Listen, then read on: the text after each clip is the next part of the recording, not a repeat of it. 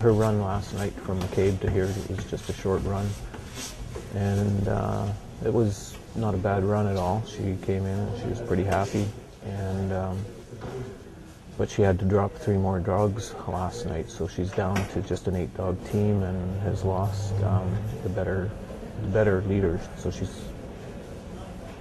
struggling with a decision whether or not she does this next 220 miles to Dawson City and with an 8-dog team.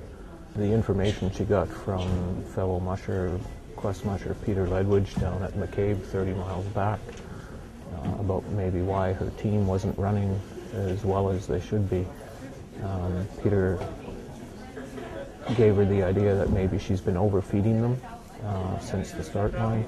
When your dogs get down, you have a tendency to think, well, they need more energy, so you put more calories in them.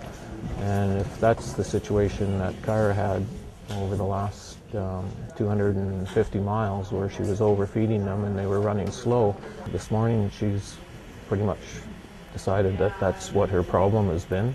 Unfortunately, it's meant that, you know, the team has lost the front end of her team, the better part of the front end of her leaders and stuff with it. So. But you can do it. Definitely doable. Go out and see what they look like. Yeah, you got to get out there and hook them up, and But you got to be happy. Don't walk another 10 feet past the store without putting the bounce in your step. Don't be dragging your butt up and down that line when you're working with them, and be happy. Let them know you're happy. Take it as a training run, a 200-mile camping trip training run for those younger leaders. Make something out of it. Don't give up. You can do it. We had a long discussion, father-daughter chat, and she's struggling with questions like, maybe I wasn't even supposed to do this. Why am I doing it? What's the answer? And, you know, that's normal. All the quest mushers, even the top ones, go through that at some point during the race where they'll question what they're doing and why they're doing it. Hey, easy guys. Easy. You look at the front runners, though, those top teams, they left here with 14, 13. Those are awesome dog teams. Incredible teams that Lance Mackey has. It just must be fun to run a team like that and not be handing dogs over to handlers. You know, last night I spent 3 hours working on her drop dogs on the back seat of my pickup truck last night. You know, and if you're one of the top teams, your handlers never have to do that. Kiara returned to Pelley Crossing because her 8 remaining dogs did not look well, and her intuition told her they weren't having fun. She may have been able to make it to Dawson City, but she saw no point in pushing them when she knew they would not be able to reach the finish line. She really has managed a business from the age of 12.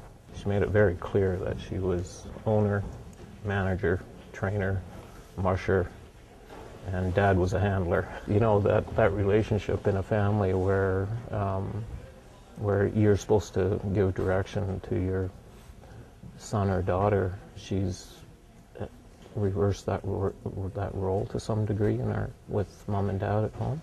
I would much rather have that challenge than a teenage daughter that's got drug problems or doesn't enjoy life the way she does.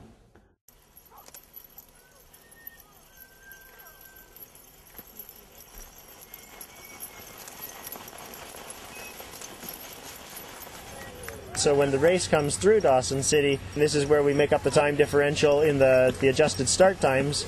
It's also the only place on the trail where mushers are allowed to have assistance from their handling teams. The mushers can stay in a hotel, have a great meal, enjoy a jacuzzi if they want. And meanwhile, back at the West Dawson campground, somebody can be taking care of their dogs and giving them massage downs and feeding them and taking them for loosening up walks. the musher will go check in on the dogs a couple of times during their 36-hour layover. And it's basically a recharge of the batteries in the midpoint of the race. So typically what we notice as a generality is that once you've made it to Dawson City, the teams are able to continue on towards the finish line. It may take them 3 or 4 more days than it does the first place teams, but that's okay because the race is not over until the last team crosses the finish line. This year's race is slightly faster than ones we've seen in the past, at least for the front half of it.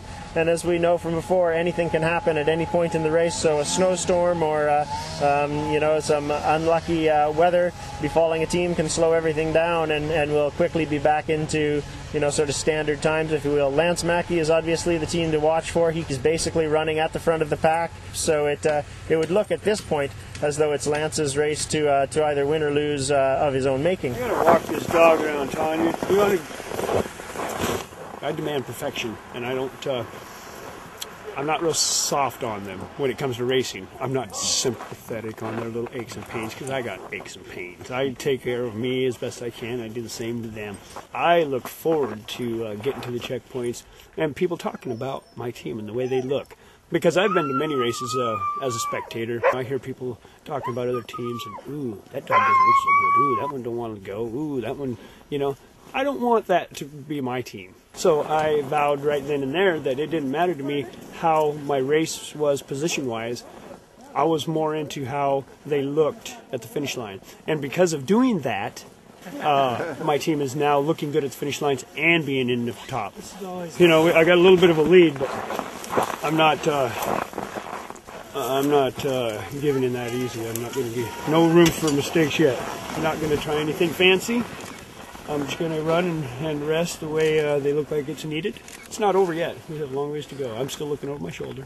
There is like a sense of timelessness out there. And it's really strange. You're going along the Yukon River out in the bush, and then you see a big, jetliner going up in the sky. Maybe they're going to Japan, or they're going to Hawaii, or they're going, I don't know, Switzerland or something. And we're just kind of trudging along down on the ice there. I mean, all I have to do is take care of my dogs, run as far as we can, rest them for as long as they need, and then they're going to do the rest. You can't do better than your best. If they're giving me their best, what strategy am I going to have? I can't make them run faster. The bottom line in running the quest is taking care of your team. This year, the trail conditions out of Whitehorse were very hard-packed.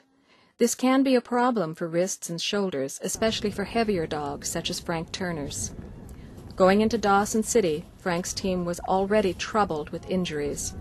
It was halfway through, and he knew the trail ahead would be formidable, and he made the decision to drop out. It just did not make sense to put his dogs through what would have been required.